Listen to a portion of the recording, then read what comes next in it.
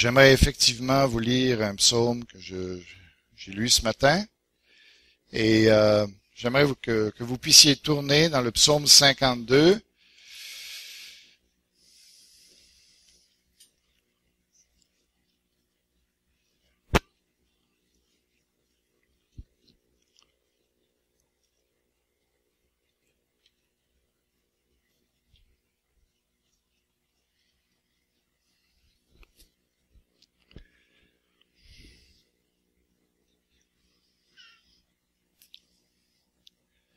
Alors, remarquons le contexte de ce psaume qui a été écrit par David.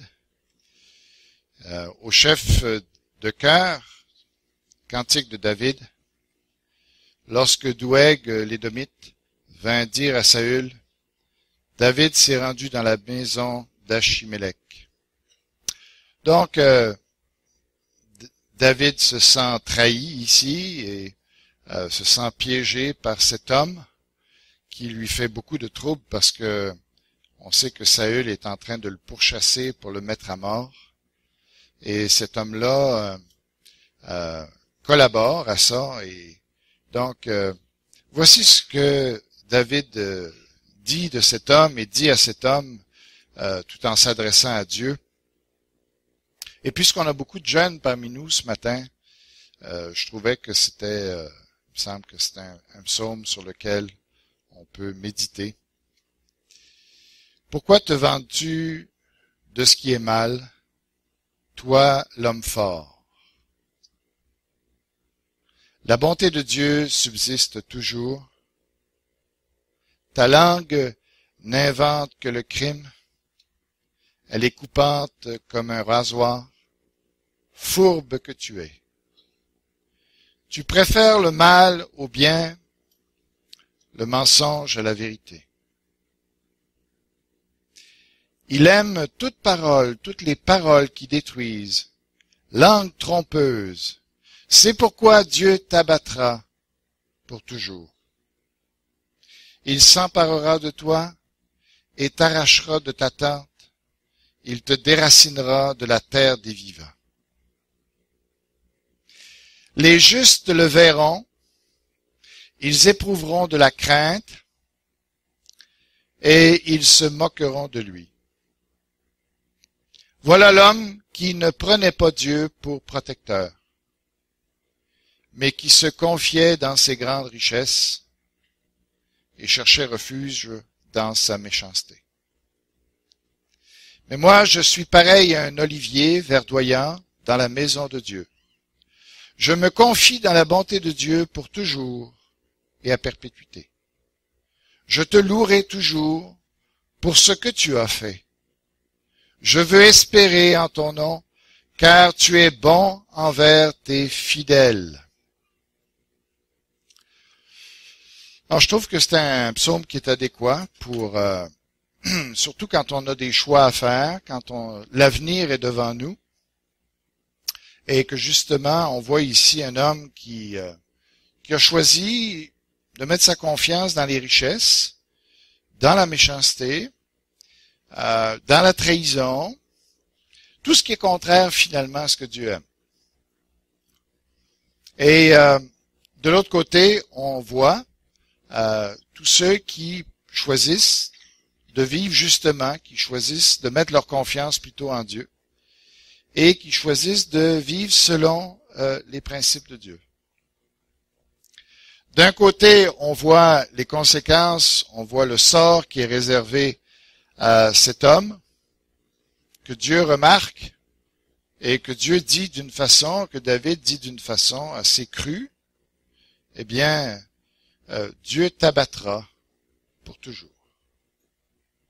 Dieu voit clair, Dieu voit ce que les hommes font.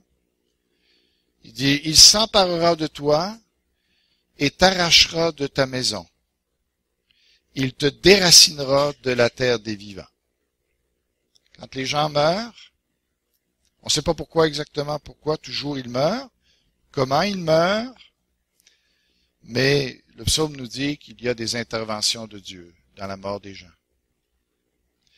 Par contre, celui qui a mis sa confiance en Dieu, bien on voit Il est comme un olivier verdoyant dans la maison de Dieu. Je me confie dans la bonté de Dieu pour toujours et à perpétuité. Je te louerai toujours pour ce que tu as fait. Alors on est dans ce choix-là. Et surtout quand on est jeune, on a l'avenir devant nous. On a des choix à faire. Et ici, en tout cas, ce que ça nous dit, c'est que vous avez fait le bon choix en servant Dieu. Et que ça va être payant pour votre vie.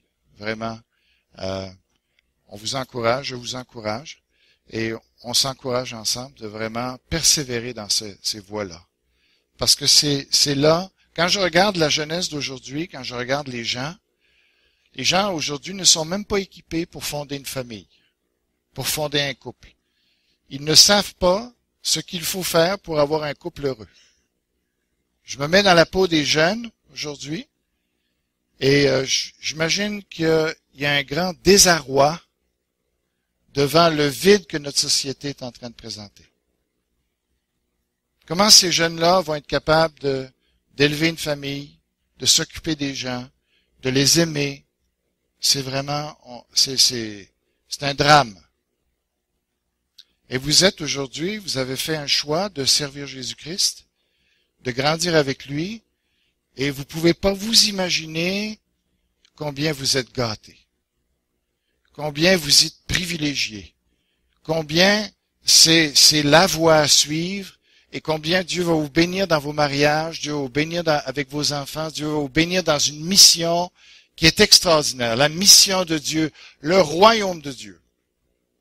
Je ne prendrai pas beaucoup de temps, mais je vous dis, le diable met une telle emprise, il met un tel joug sur la population qu'il faut les libérer. Il faut vraiment remplacer ces choses-là par le règne de Dieu dans la vie des gens. Et on est au bon endroit ce matin, c'est ce qu'on veut, se stimuler ensemble pour le royaume de Dieu. De faire en sorte que ça suffit de voir des gens qui souffrent autour de nous, au travers des nations. Notre mission, c'est d'aller les rejoindre et de leur parler de Dieu, puis de les amener à la liberté en Jésus-Christ. Sur ce, j'aimerais juste terminer, juste inviter Virginie qui doit faire une présentation ce matin. On vous salue. D'abord, si vous êtes visiteur, je ne pense pas qu'il y a tellement de visiteurs ce matin parmi nous de nouveau. Bienvenue à chacun de vous. Comme vous voyez, l'église est bien pleine ce matin. Alors, j'aurais aimé vous dire que c'est tous des gens qui se sont convertis cette semaine à Bécomo. Mais quand même, c'est une belle chose de voir comment Dieu travaille. Moi, je me réjouissais beaucoup de voir, quand les gens passent dans la rue, de voir tous ces jeunes qui sont en train de méditer leur Bible. J'imagine que ça a parlé à beaucoup de gens qui ont passé de dire, « Wow! Comment ça se fait qu'il y a des jeunes encore qui parlent de Dieu, qui aiment Dieu, qui veulent servir Dieu? » Tout un témoignage que vous avez eu sur la rue ce matin, je suis sûr que ça va jaser dans la ville cette semaine. Ça, c'est clair, clair, clair. Il y a beaucoup de jeunes qui vont se poser des questions. Hey, c'est peut-être pas si plate que ça, finalement, de vivre pour Dieu. Alors, c'est vraiment extraordinaire. C'est vraiment une belle journée qu'on a. Et je ne vais pas tarder, mais je vais inviter Virginie et Amélie.